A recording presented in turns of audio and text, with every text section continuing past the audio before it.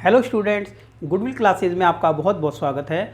हम लोग कर रहे थे अपना चैप्टर नंबर 10, जिसका 10.1 एक एक्सरसाइज हम कंप्लीट कर चुके हैं और अभी हम करने वाले हैं एक्सरसाइज 10.2। इसका एक्सरसाइज का बेसिक क्या रहेगा वो हम लोग पहले समझ लेते हैं। ठीक है, एक वृत्त, ये ठीक है, एक वृत्त जिसका केंद्र क्या है, O है। अब इस लाइन को हम क्या कहते हैं, स्पर्श रेखा। पूरा का पूरा जो ये चैप्टर है स्पर्श रेखा के ऊपर ही बेस्ड है। आपको समझ लेना है कि स्पर्श रेखा क्या होती है। कि स्पर्श रेखा एक ऐसी रेखा जो कि एक ऐसी लाइन जो कि एक बिंदु पर टच करते हुए निकल जाती है, सर्कल को काटती नहीं है। ठीक है, तो ये आ गया फर्स्ट नंबर पर। ठीक है, सेकंड नंबर पर अगर हम समझें तो हम लोगों को समझना है कि एक वृत्त और उस वृत्त पर ये अगर एक स्पर्श रेखा है और ये है उसका केंद्र। अब अगर हम केंद्र को क्या करें, अब अगर हम केंद्र को, इसको P पॉइंट ले लेते हैं, सपोज क्या ले लेते हैं, P पॉइंट। अब ये A और B है।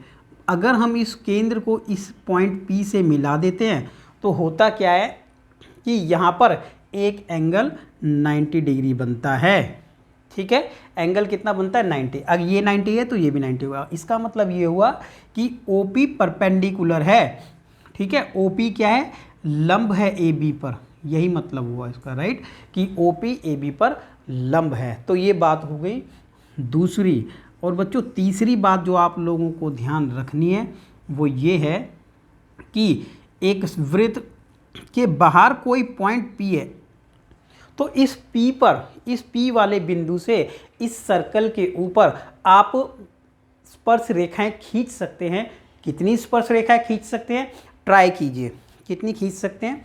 देखो यहाँ से एक स्पर्श रेखा जाएगी ये, और यहाँ से एक स्पर्श रेखा जाएगी ये, जो टच करते हुए जाएंगी। तो इसको हम PA और इस वाले को PB कह सकते हैं। हमारा पूरा का पूरा ये चैप्टर स्पर्श रेखा के ऊपर ही बेस्ड है। आप देख सकते हैं, देखिए पहले वाले पॉइंट में स्पर्श रेखा इसमें भी है और इसमें भी है। ठीक है, समझने वाली बात इस वाले में पॉइंट में क्या है कि एक सर्कल के ऊपर किसी बाहर पॉइंट P से कोई भी एक पॉइंट बाहर हो, वहाँ से आप दो स्पर्श रेखाएं खींच सकते हैं। ठीक है, पहली बात क्या रही कि A यहाँ पर फर्स्ट नंबर पर ये एक स्पर्श रेखा है और यहाँ पर अगर हम केंद्र से P पर क्या बना देंगे, एक लंब। ठीक है, तो लंब जब हम इसको ड्रॉ करेंगे तो ये इसके ऊपर लंब होता है, OP लंब होता है। और यहाँ पर कि बाहर सर्कल के कोई पॉइंट P है तो उससे हम वृत्त के ऊपर दो स्पर्श रेखाएं खींच सकते हैं। ठीक है, ये आपने समझा। अभी हम समझेंगे अपनी एक्सरसाइज 10.2 का क्वेश्चन नंबर फर्स्ट। देखिए बच्चों, क्वेश्चन नंबर फर्स्ट जब हम समझेंगे तो क्या लिखा है, एक बिंदु Q से एक वृत्त पर स्पर्श रेखा की लंबाई 24 है। यानी कोई एक बिंदु P है, वहाँ से हमने एक स्पर्श रेखा की लंबाई जब ड्रॉ की स्पर्श रेखा, तो वो कितनी है, 24 है। फिर आपको बताना है कि केंद्र से, क्या बताना है कि केंद्र से दूरी 25 सेंटीमीटर है। तो बताओ कि वृत्त की त्रिज्या कितनी होगी, ये हम लोगों को बताना है। तो सबसे पहले क्या करेंगे, एक वृत्त बना लेते हैं। क्या बना लेते हैं, एक वृत्त। क्वेश्चन नंबर 1 की बात हो रही है। ठीक है, 1 की बात हो रही है बच्चों। क्या करेंगे, एक बना लेते हैं सबसे पहले सर्कल जिसका केंद्र क्या रहेगा, O। अब इसमें कहा है O, लिख लेते हैं उसको राइट। एक बिंदु Q से, अब एक बिंदु कोई Q मान लेते हैं, यहाँ पर कोई बिंदु Q है। अब इस वाले Q बिंदु से हमने वृत्त के ऊपर क्या खींच लिए, एक स्पर्श रेखा हमने ड्रॉ कर ली। ये स्पर्श रेखा आ जाएगी। ठीक है, 1 2, यहाँ से ऐसे स्पर्श रेखा जो यहाँ पर इसको टच करते हुए जाएगी। तो बिंदु Q से वृत्त पर स्पर्श रेखा की लंबाई कितनी है, 24 है। जहाँ पर इसने टच किया तो ये पॉइंट हमने मान लिया P, तो ये तो आ गया बच्चों 24। अब आपको ये भी बता दिया गया है कि Q से केंद्र की दूरी 25 है। Q से केंद्र की दूरी 25 है, तो ये लिख लेंगे हम 25। ठीक है, सेंटीमीटर, ये देखिए सेंटीमीटर। अब आप लोगों को ये बताना है कि ये लंबाई कितनी है। ये देखिए, अब आप ये तो समझ गए होंगे कि ये 90 डिग्री एंगल है, क्योंकि अभी बात हो रही थी कि अगर हम वृत्त के स्पर्श बिंदु को केंद्र से मिलाते हैं तो वो क्या रहेगा, ये जो त्रिज्या बनती है ना, ये स्पर्श रेखा के ऊपर लंब होती है। यहाँ पर इस पॉइंट पर, किसी और पॉइंट पर अगर हम मिलाएंगे इसको तो लंब नहीं होगा, ये बात हम कर रहे हैं। ठीक है, अभी हम क्या देखेंगे कि ठीक है OP लंब है QP पर, OP लंब है QP पर। ठीक है, तब हम यहाँ पर ये बता दें कि OPQ, क्या लिख दें, OPQ त्रिभुज OPQ एक समकोण त्रिभुज है। कौन सा त्रिभुज है, समकोण, या आप कह देते हैं कि एक राइट एंगल ट्रायंगल है। ठीक है, OPP एक समकोण त्रिभुज, त्रिभुज APC एक समकोण है। समकोण समझते हैं आप लोग, 90 डिग्री वाला है। जब ये 90 डिग्री वाला है तो यहाँ पर पाइथागोरस यूज़ हो सकती है। ठीक है, ये आप सिंपल सा क्वेश्चन बन चुका है कि आप ये वाली लंबाई कैसे निकालेंगे। ठीक है, तो एक त्रिभुज है समकोण त्रिभुज, तो पाइथागोरस से लिखेंगे, तो लिखेंगे पाइथागोरस द्वारा। क्या लिखेंगे बच्चों, पाइथागोरस। ठीक है, पाइथागोरस द्वारा। पाइथागोरस द्वारा क्या होगा, पाइथागोरस द्वारा ये होगा कि OQ का स्क्वायर बराबर होगा किसके, OP के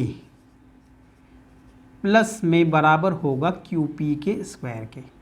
अब ये वाली वैल्यू 25 है, यहाँ रखेंगे, और OP की वैल्यू दी है हम लोगों को, OQ हो गया OP की वैल्यू है हमारी, ये क्या है बच्चों, QP, क्या है QP की वैल्यू दी है 24 स्क्वायर, और ये वाली हम लोगों को निकालनी है जो कि वृत्त की त्रिज्या है।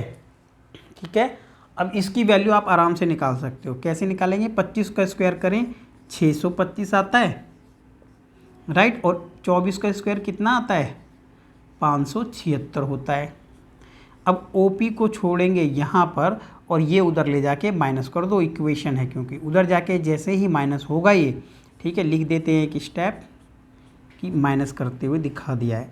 अब जैसे ही आप माइनस करोगे, ठीक है, जैसे ही माइनस करोगे तो बचेगा 49। ठीक है, अब 49 7 का स्क्वायर होता है जैसा कि आप जानते हैं, और इससे ये काट दें तो OP की वैल्यू जो आती है वो 7 आती है। राइट, तो हम क्या कह सकते हैं कि यहाँ पर वैसे आप समझें कि दो वैल्यू यहाँ पर OP की पॉसिबल हैं। ठीक है, कट करें तो प्लस और माइनस, तो OP एक तो प्लस का माइनस, एक प्लस में आएगा 7, एक माइनस में, लेकिन ये नॉट एप्लीकेबल है क्योंकि लेंथ कभी भी माइनस में नहीं होती है। तो ये हमारा राइट आंसर हो जाएगा 7 सेंटीमीटर। कितना हो जाएगा, 7 सेंटीमीटर हमारा राइट आंसर हो जाएगा कि रेडियस कितना है इस त्रिभुज का, इस सर्कल का, इस वृत्त की त्रिज्या कितना है, 7 सेंटीमीटर, यानी ए इसका राइट आंसर है। अब आएंगे क्वेश्चन नंबर 2 पर, क्वेश्चन नंबर 2। ठीक है, देखिए क्वेश्चन नंबर 2 आपको देखना है और कॉपी पेन लेकर के बैठिए, आराम से सभी को आप लोगों को नोट कर लेना है सब कुछ। ठीक है, देखिए क्वेश्चन नंबर 2 पर आ जाते हैं हम लोग, राइट।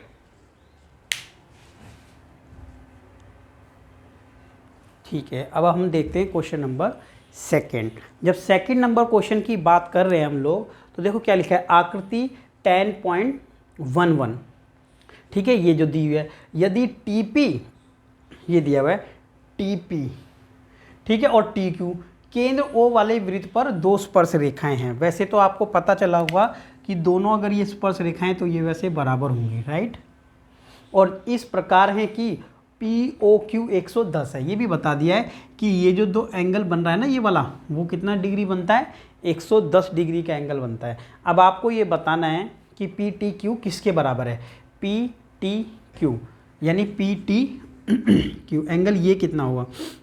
तो जस्ट अभी हम लोगों ने समझा, ठीक है, ये आप लोग खुद कर सकते हैं। कैसे कि आप लोगों को पता है कि ये देखिए ये क्या है, एक स्पर्श रेखा है, अगर आगे जाएगा ना ये स्पर्श रेखा है, और स्पर्श रेखा के ऊपर क्या है, ये परपेंडिकुलर है, राइट।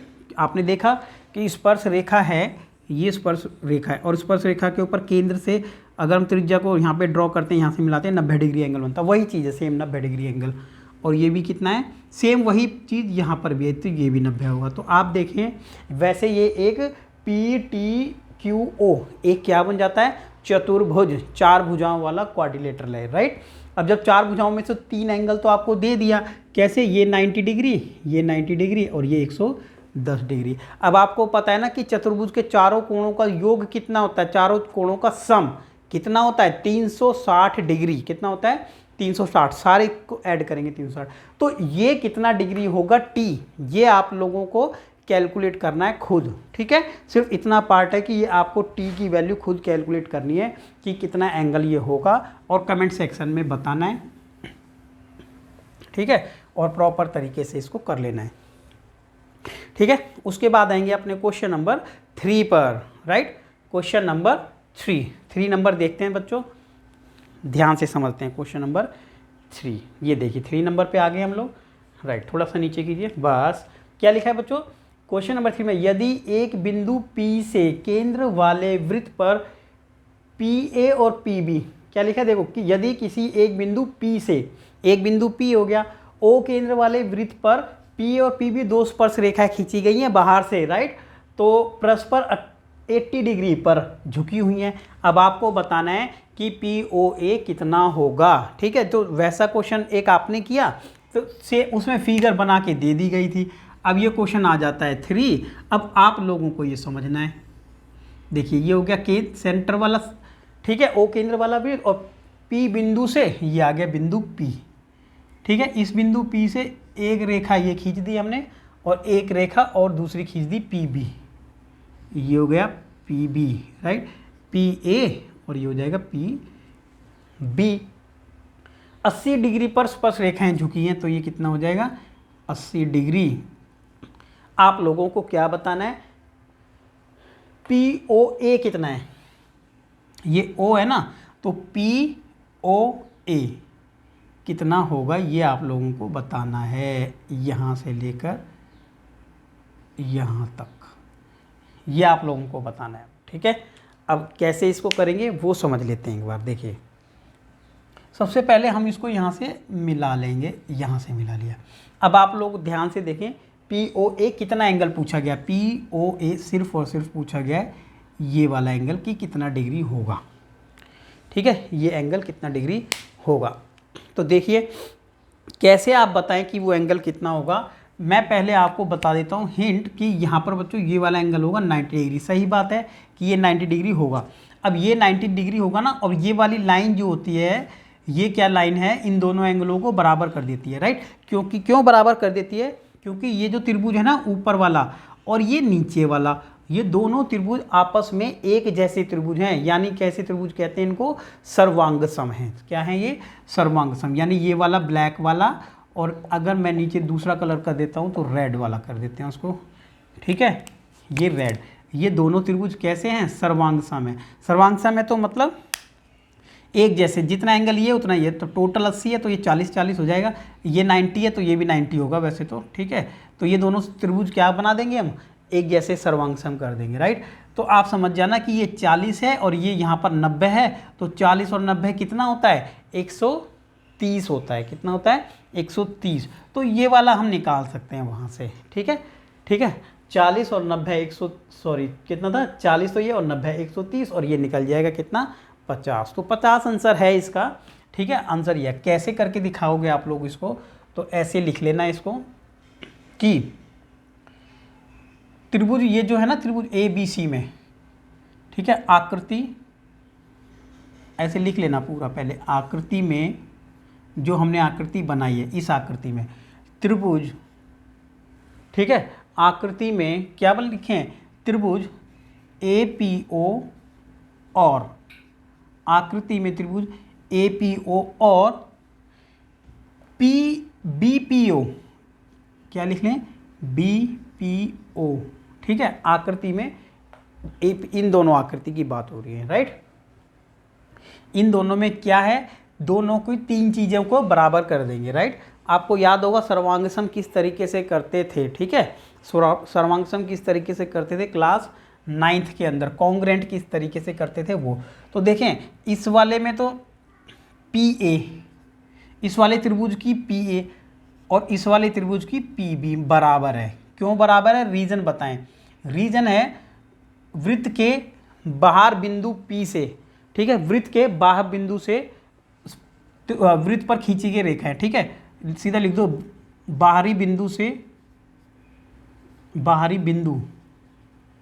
से वृत्त पर खींची गई रेखाएं, ठीक है, आंसर तो निकल गया है इसका, खींची गई रेखाएं हैं ये, इसलिए बराबर होती हैं। ये तो हो गया पॉइंट नंबर 1 हमारा, राइट।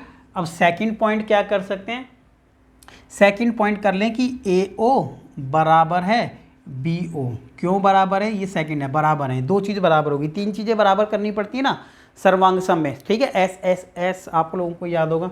तो पहला हो गया, दूसरा ये क्यों बराबर है, तो आप लोग सभी जानते हैं, तो लिख देंगे क्या है कि ये त्रिज्याएं हैं, राइट। तीसरा पॉइंट कि PO बराबर है PO, ये तीसरा है, ये क्यों है, इसको इंग्लिश में कह देते हैं कॉमन, हिंदी में कह देते हैं उभयनिष्ठ। क्या कह देते हैं, उभयनिष्ठ। उभयनिष्ठ मतलब कॉमन है। तो तीन चीज़ें तो हो गई। अब हम क्या लिख लेंगे, 1, 2 और 3 से, क्या लिख लेंगे बच्चों, 1, 2 और 3 से, राइट। क्या लिखें, 1, 2 और 3 से, दोनों तीनों पॉइंटों से क्या होगा, हम तीनों पॉइंट से कह सकते हैं कि जो हमारा त्रिभुज है ना APO कॉन्ग्रेंट हो जाएगा किसके, BPO के। कॉन्ग्रेंट मतलब क्या हो जाएगा, सर्वांग सम हो जाएगा। कौन सी प्रॉपर्टी है, ठीक है, SSS द्वारा, किससे हो जाएगा, SSS द्वारा क्या हो जाएंगे, ये सर्वांग सम का साइन लगा दिया। अब ये दोनों सर्वांग सम हैं, यानी इनके सभी पार्ट एक जैसे हैं, बिल्कुल सेम हो गए हैं, कॉपी एक दूसरे के।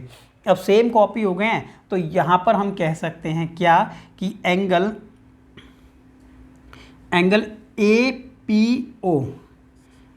APO बराबर है BPO के। आप लोगों को पता होगा ना किसकी, जो बीच में होता है उसकी बात हो रही है एंगल की, राइट। तो यहाँ पर बोलेंगे APO यानी बीच वाले की, BPO यानी इस बीच वाले के एंगल की बात हो रही है। तो ये दोनों बराबर हैं। क्यों है, रीजन आपको पता है, क्या पता है, corresponding part of congruent triangle, ठीक है, CPCT बोल देते हैं हिंदी में, या फिर लिख दो सर्वांगसम त्रिभुजों के संगत भाग। सर्वांगसम त्रिभुजों के संगत भाग, क्या लिख देंगे, संगत भाग। आप लोग लिख लीजिए सर्वांगसम त्रिभुजों के संगत भाग, यानी CPCT भी लिख देते हैं, CPCT लिख दिया, ठीक है, एक चीज़ होगी। फिर ये हमने बता दिया कि अगर ये दोनों बराबर हैं तो इसीलिए क्या हो जाएगा, APO कितना हो जाएगा, APO हो जाएगा 40। क्या हो जाएगा, 40। भाई टोटल 80 है ना, जब दोनों बराबर हैं तो हाफ हाफ हो गया, तो इसलिए लिख दिया हमने कि 40 हो जाएगा, ठीक है। और डिटेल में बताना है तो ऐसे कर दो कि APB का हाफ हो जाएगा, इसमें क्या हो जाएगा, APB का हाफ हो जाएगा। तो इसका मतलब ये कितना हो जाएगा, APO की वैल्यू हो जाएगी प्यारे बच्चों 40 डिग्री, क्योंकि टोटल 80 था ना।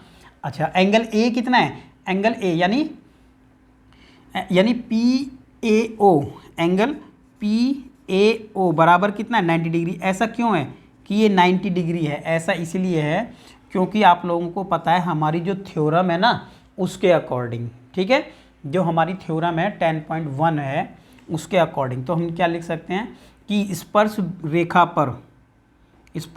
पर लिख लेंगे, ठीक है, स्पर्श रेखा पर, ठीक है, स्पर्श रेखा पर केंद्र से स्पर्श बिंदु, ठीक है, स्पर्श रेखा पर केंद्र से स्पर्श बिंदु पर खींची गई, क्या खींची जाएगी, त्रिज्या लंब होती है। क्या होती है बच्चों, लंब होती है। लंब मतलब 90 डिग्री एंगल बनाती है, इसलिए लिखा हमने ऐसा। ये भी लिख दिया है, प्रॉपर बताना पड़ेगा। वैसे तो वहीं कंप्लीट हो गया है कि आंसर कितना आएगा, ठीक है, थोड़ा अब क्या करें, एंगल तीनों को ऐड करेंगे तो कितना आ जाएगा, 180 डिग्री। हमें पता है क्या लिख लेंगे कि APO, यहाँ पर बता देते हैं, रेड से लिख लेते हैं, देखो ऐसे APO plus AOP plus PAO, angle PAO बराबर 180 डिग्री होता है। क्यों होता है? ठीक है, त्रिभुज के, एक त्रिभुज के सारे कोणों का योग, ठीक है, 180 होता है। अब क्या लिख देंगे, अब हम लोगों को ये तो दिया हुआ था 40 APO, अभी हमने निकाला था, देखो APO लिखा था ना 40, और AOP हम लोगों को कैलकुलेट करना है, क्वेश्चन में कहा था। AOP कह लो या POA कह लो, तो POA लिखा तो POA लिख लेते हैं, कोई नहीं, POA ये हम लोगों को निकालना है POA, और इसकी वैल्यू हमने अभी 90 निकाली थी, 90 डिग्री। अब 180 डिग्री में से ना क्या करें, ये सभी, ये और ये उधर ले जाके माइनस कर दो, 180 डिग्री में से 90 भी घटा दो, 40 भी घटा दो, तो जो हम लोगों को आंसर चाहिए वो आ जाता है 50 डिग्री। तो ये हमारा राइट आंसर है 50 डिग्री, यानी आंसर नंबर है A। सबसे पहले आपको क्या करना चाहिए, कंसेप्ट समझना चाहिए, फिर लिख तो आप सकेंगे, ठीक है, लिख सकेंगे समझाने के लिए। तो आपको बता दिया था कि वैसे तो ये आधा हो जाएगा, और ये आधा क्यों होगा, लॉजिक इसका यही है कि ये दोनों त्रिभुज सर्वांग सम है, इसीलिए आधा होगा, ठीक है। देखने में भी लगता है, लेकिन देखने से नहीं होता, प्रूफ करना पड़ता है। तो ये आ गया हमारा पॉइंट नंबर, यानी क्वेश्चन नंबर 3। अब आपको करना कौन सा है, क्वेश्चन नंबर 4, ठीक है। 4 देखते हैं कि 4 नंबर में क्या दिया हुआ है, वो देखते हैं। देखिए क्या लिखा है कि सिद्ध कीजिए, क्या लिखा है बच्चों, देखिए स्टूडेंट देखें, सिद्ध कीजिए कि किसी वृत्त के किसी व्यास के सिरों पर खींची गई स्पर्श रेखाएं समांतर होती हैं, ठीक है। क्या लिखा है, सिद्ध कीजिए कि किसी वृत्त के किसी व्यास के सिरों पर खींची गई रेखाएं क्या होती हैं, समांतर होती हैं, ठीक है। तो आप लोगों को क्या करना है, क्या करना है आप लोगों को, ये करना है कि हिंट आपको मिलेगी, ट्राई आपको करना है, नहीं आएगा तो आप लोगों को यस नो लिखना है और बताना है। तो क्या लिखा है, सिद्ध कीजिए कि किसी वृत्त, ये हो गया वृत्त के किसी व्यास के सिर, अब देखो ये हो गया व्यास, ऐसे मान लेते हैं ये व्यास होता है, व्यास होता है ये, ठीक है, डायमीटर, सिरों पर खींची गई स्पर्श रेखाएं, स्पर्श रेखाएं ये हो गई, ये पहली स्पर्श रेखा हो गई और ये दूसरी स्पर्श रेखा हो गई, राइट। आप लोगों को बताना है कि ये समांतर हैं, तो समांतर हैं तो सबसे पहले देखो आपको क्या करना है, जैसे हम लिखते हैं ना, दिया है, गिवन क्या है, हम लोगों को ऐसे करते हैं ना, तो आप लोग भी इसी तरीके से करें इसको। ऐसा लिखने से क्या फ़ायदा होता है, फ़ायदा ये होता है कि कुछ छूटता नहीं है, कोई ये नहीं कहेगा आपको कि आपने ये लिखा नहीं है। तो यहाँ पर बता देना क्या क्या दिया है, फिर आप क्या लिखते हैं यहाँ पर, सिद्ध करना है, गिवन के बाद इसको कह देते हैं गिवन है, इंग्लिश में क्या बोल देते हैं बच्चों, गिवन, क्या गिवन है। उसके बाद लिखते हैं सिद्ध करना है, हिंदी में क्या लिखते हैं, सिद्ध करना है। आप क्या लिख देते हैं इंग्लिश में, टू प्रूव, क्या लिख देते हैं, टू प्रूव, कि हम लोगों को ये प्रूव करना है, ठीक है। अब टू प्रूव के बाद क्या लिखेंगे, प्रूफ, क्या लिखते हैं बच्चों, प्रूफ, यानी हल, क्या लिख देंगे इसको, प्रूफ, या आप लिख देंगे प्रूफ, और यहाँ लिख दिया था हमने टू प्रूफ। अब तीनों आप जैसे गिवन लिख लीजिए, सिद्ध करना है और प्रूफ, ये सारी चीज़ें आप लोग लिख लेंगे, फिर सीधा सॉल्यूशन आप लोगों को बताना रह जाएगा। तो देखिए दिया क्या है, एक सर्कल दिया है, दो इस तरीके से स्पर्श रेखाएं दी हुई हैं, AB एंड CD ऐसे लिख लेते हैं, ये सेंटर इसका O है, ठीक है। अब ये दोनों स्पर्श रेखाएं तो हैं, अब ये समांतर होती हैं, समांतर देखिए क्या करें, यहाँ पर ये 90 डिग्री है और ये 90 डिग्री है, क्यों 90 डिग्री, क्योंकि आपको पता है केंद्र से लेकर स्पर्श बिंदु से मिलाते हैं जिस लाइन को, वो त्रिज्या क्या होती है, स्पर्श रेखा पे, स्पर्श रेखा के ऊपर लंब होती है, परपेंडिकुलर होती है, तो ये एंगल हो जाएगा 90 डिग्री, और ये भी 90 डिग्री है। अब आप देख सकते हैं कि ये एक लाइन ऐसी है, यानी ये जीवा है, वो है सबसे बड़ी जीवा यानी व्यास, और अगर ये लाइन है और ये दोनों एंगल एकांतर कोण होते हैं। कौन से कोण होते हैं? एकांतर। 9th क्लास में आपने पढ़ा होगा, ये वाला कंसेप्ट यहाँ यूज़ हो रहा है। अगर ये एंगल इसके बराबर है, जैसे यहाँ पर ये वाला एंगल इसके बराबर है, एकांतर कोण बराबर है, तो आपस में लाइन तो समांतर ही होती हैं। सिर्फ बताना आपको है अब करके, राइट। हिंट आपको मिल गई है, ठीक है। देखिए अब आते हैं क्वेश्चन नंबर 5 पर। क्वेश्चन नंबर 5 देख लेते हैं, ठीक है बच्चों। क्वेश्चन नंबर है 5। देखिए जैसे ही क्वेश्चन नंबर 5 आपको लिखा है, क्या लिखा है? सिद्ध कीजिए कि स्पर्श बिंदु से स्पर्श रेखा पर खींचा गया लंब वृत्त के केंद्र से होकर जाता है। ये हम लोगों को देखना है, राइट। क्या लिखा है कि सिद्ध कीजिए कि स्पर्श बिंदु से स्पर्श रेखा पर खींचा गया लंब। एक क्या बना लेते हैं, ये देखिए। वैसे आपको जो थ्योरम है ना, ये थ्योरम का क्या हो जाएगा? रिवर्स हो जाएगा, ठीक है। क्वेश्चन नंबर 5 की बात हो रही है और क्वेश्चन नंबर 5 में क्या दिया हुआ है? रिवर्स दिया हुआ है कि सिद्ध कीजिए कि स्पर्श बिंदु, ये हो गया स्पर्श बिंदु, इसको यहाँ से मिला लेंगे। स्पर्श बिंदु से स्पर्श रेखा पर, स्पर्श बिंदु से स्पर्श रेखा पर खींचा गया लंब केंद्र से होकर जाता है। तो ये हमारा केंद्र है। वैसे अब आप लोगों को प्रूफ करना है कि ये केंद्र से होकर जाता है, कि ये वाली जो लाइन अगर हम लंब बनाएंगे तो ये केंद्र से होकर जाती है। ऐसा हम लोगों को प्रूफ करना है। दिया, ठीक है। लंब तो आपको दिया है, ये लंब 90 डिग्री तो दिया है, इसमें कोई इशू नहीं है कि ये 90 डिग्री है। अब इसको क्या कर लेते हैं, इसको लिख लेते हैं ए, इसको लिख लेते हैं बी, इस पॉइंट को यहाँ पर ख़त्म है। ये वाला पॉइंट हमारा पी है, ठीक है। इतना हमें दिया हुआ है, ठीक है। तो अब हम क्या करें, यहाँ पर सबसे पहले लिख लेते हैं दिया है। क्या लिखें? दिया है। देखो ये बेस्ट तरीका रहता है, दिया है, कि जो जो चीज़ें हमें दी हुई हैं वो हम यहाँ पर लिख लेंगे, राइट। हाँ जी, तो ये क्या था, हम क्या कर रहे हैं, देखिए कि इसमें कितना बता दिया था अभी, कि यहाँ पर आ गए, राइट।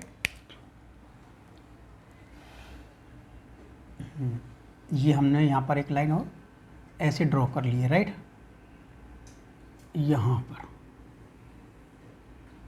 ठीक है। ये इसको क्या रहेगा, एक स्पर्श करती हुई लाइन रहेगी, स्पर्श रेखा है ये भी, राइट। इसका नाम क्या रख लेते हैं, इसका नाम रख लीजिए सी और इसको रख लेते हैं डी।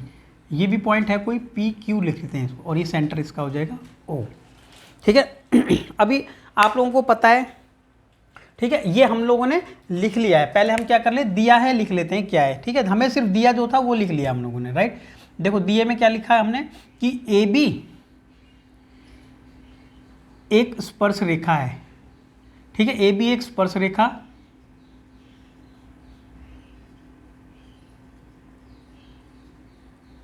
है, ठीक है। पी स्पर्श बिंदु है, क्या है, पी स्पर्श बिंदु है, ये दिया है हम लोगों को। साथ में लिख लेते हैं कि एंगल पी बराबर होगा 90 डिग्री, ये हमें दिया है, ठीक है ना, कि हम लोगों को दिया है कि पी की वैल्यू 90 डिग्री है। ये तो दिया है क्योंकि लंब है, क्वेश्चन में बताया है, क्वेश्चन नंबर 5 में, कि बिंदु से स्पर्श रेखा पर खींचा गया लंब बता रखा है, केंद्र से होकर जाता है, ये प्रूफ करना है बस हम लोग, ये दिया है। उसके अलावा हम लोगों को कुछ भी नहीं दिया है, राइट। ओ केंद्र वाला वृत्त। अब सिद्ध क्या करना है, सिद्ध करने से पहले लिख लेते हैं कि हमने एक रचना की है यहाँ पर। क्या की है, एक रचना समझते हैं, कंस्ट्रक्शन यहाँ पर करनी पड़ी हम लोगों को, ठीक है। तो पहले लिख लेते हैं सिद्ध क्या करना है। देखो सिद्ध क्या करना है, सिद्ध करना है यहाँ पर, देखिए ये करना है सिद्ध, लिख लिया। क्या सिद्ध करना है प्यारे बच्चों, सिद्ध हम लोगों को करना है कि जो यहाँ पर दिया हुआ है लंब, ये केंद्र से होकर जाता है, ठीक है। यानी जो लंब है वो केंद्र से होकर जाता है, लंब केंद्र से होकर जाता है,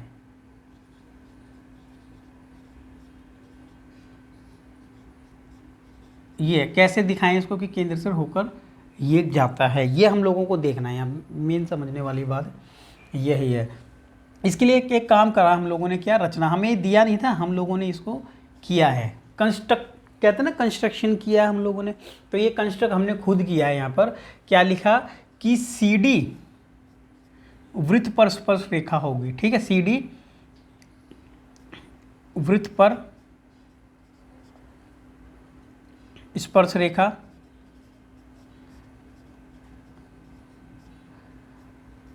Q स्पर्श बिंदु है। ठीक है, अपने आप लिख सकते हैं, स्पर्श बिंदु है, ऐसे समझाने के लिए हमने लिख दिया। जो अब ये हमारा काम इतना हमने किया, स्पर्श बिंदु है और OQ त्रिज्या है। क्या है ये हमने किया है, इसको OQ त्रिज्या है। ठीक है, क्या है OQ त्रिज्या। देखिए ये हम लोगों ने यहाँ पर लिख दिया। भाई इतना तो बना सकते हैं हम लोग कि ये एक स्पर्श रेखा है और ये इसके ऊपर त्रिज्या है।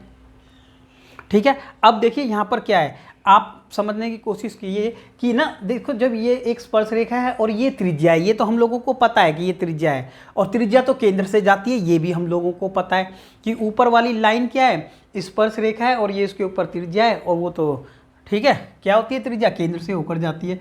तो ये वाला पॉइंट तो हम लोगों को पता है। अब हम क्या लिखें यहाँ पर, हल, इसका हल लिख लेते हैं। देखो हल में क्या करें, इसका सॉल्यूशन ये है, मेन सॉल्यूशन। आप लोगों को क्या करना है कि OQ परपेंडिकुलर है किस पर, CQ पर। जो हमारा OQ है ये किसके ऊपर परपेंडिकुलर है, CQ पर। क्यों परपेंडिकुलर है, क्योंकि हम लोगों को पता है कि स्पर्श रेखा पर, हम लोगों को क्या पता है कि स्पर्श रेखा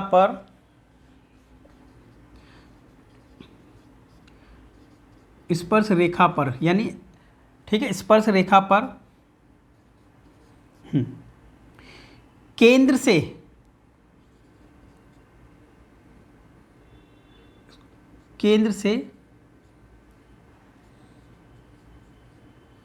स्पर्श बिंदु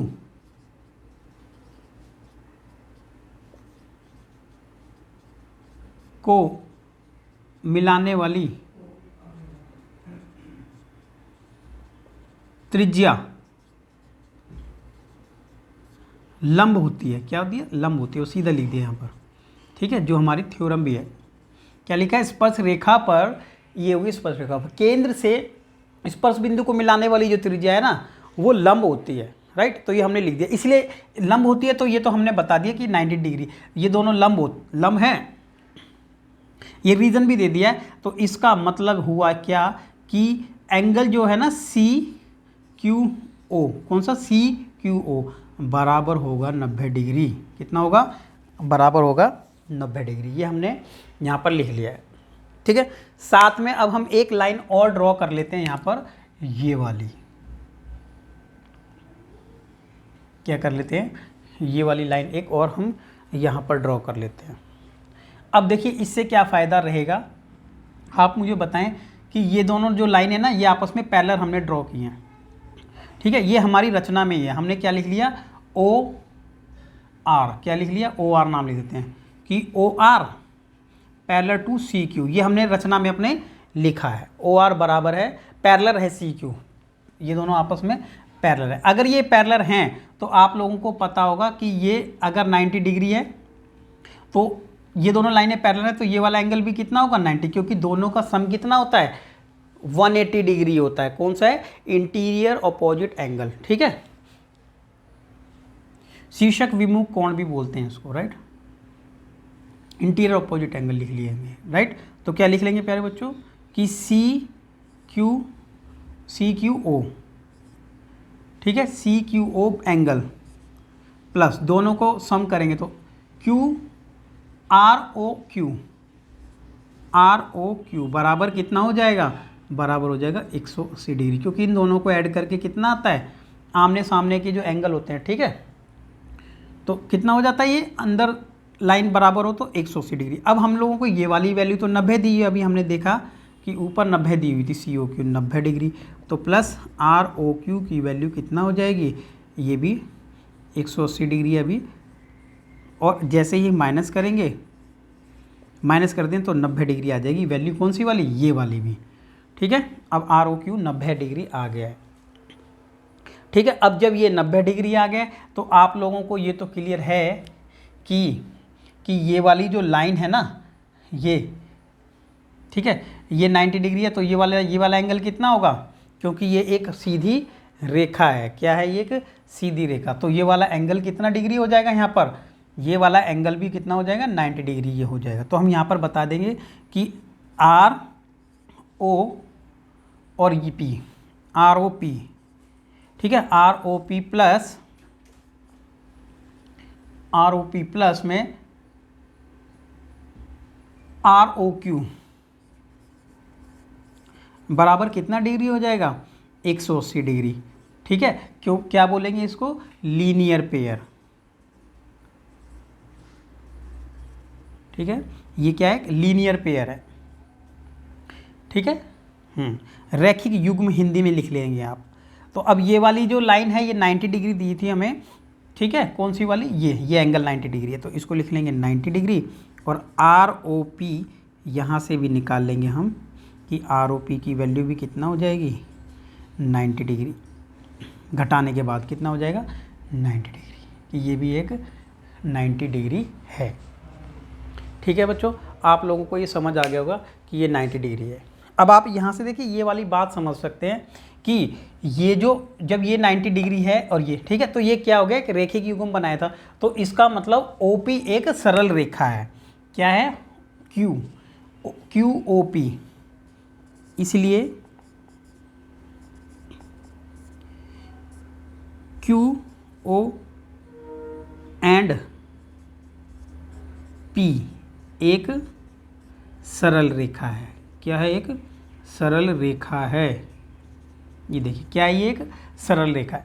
अब सरल रेखा है तो आप लोग समझें इस बात को कि जब ये केंद्र से जा रहा था, ये वाला OQ, ये वाली लाइन अगर केंद्र से जा रही है और ये सरल रेखा है, तो आगे भी पूरी लाइन क्या होगी, केंद्र से होकर ही जाती होगी। ठीक है, अतः हम कह सकते हैं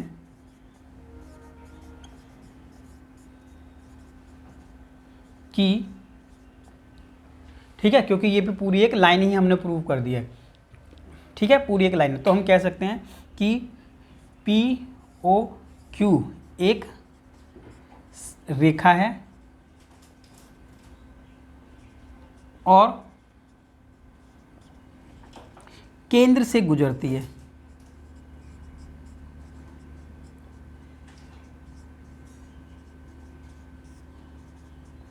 ठीक है, तो इस तरीके से हमने ये किया है। इसका और भी मेथड हो सकता है, ठीक है, दूसरा भी मेथड हो सकता है, विरोधाभास करके हम इसको कर सकते हैं। ठीक है, विधि उससे भी कर सकते हैं। ठीक है, तो ये आपने देख लिया है, इसको अच्छे से नोट करें। अब आएंगे क्वेश्चन नंबर उसके बाद 6 पर। ठीक है, क्वेश्चन नंबर 6 आप लोगों को अब देख लेना है सही से। ठीक है, ये क्वेश्चन नंबर 6 क्या करना है आप लोगों के लिए रहेगा, आसान क्वेश्चन है, आप लोगों को खुद बताना है। देखिए, एक बिंदु A से, जो एक वृत्त के केंद्र से 5 सेंटीमीटर की दूरी पर है, एक बिंदु A है जो कि वृत्त के केंद्र से 5 सेंटीमीटर दूर है, तो यहाँ पे लिख लेंगे 5 सेंटीमीटर A आ गया। और वृत्त पर स्पर्श रेखा की लंबाई कितनी है, 4 है।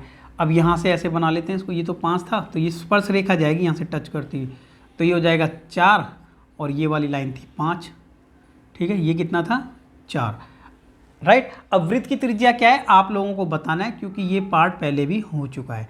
तो ये वाली जो लाइन होती है ना 90 डिग्री के एंगल के सामने वाली लाइन को क्या कहते हैं हम, क्या कहते हैं, कर्ण। तो कर्ण सबसे बड़ी भुजा यानी 5 है, ये 4 है, तो ये एक तरीके से परपेंडिकुलर है, जो आप लोगों को निकालना है।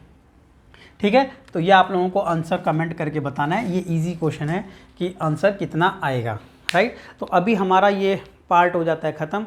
अब सेकंड पार्ट में ये चैप्टर हम कंप्लीट कर लेंगे। ठीक है, तो वीडियो को ज़्यादा से ज़्यादा शेयर कीजिए, लाइक कीजिए। Thank you.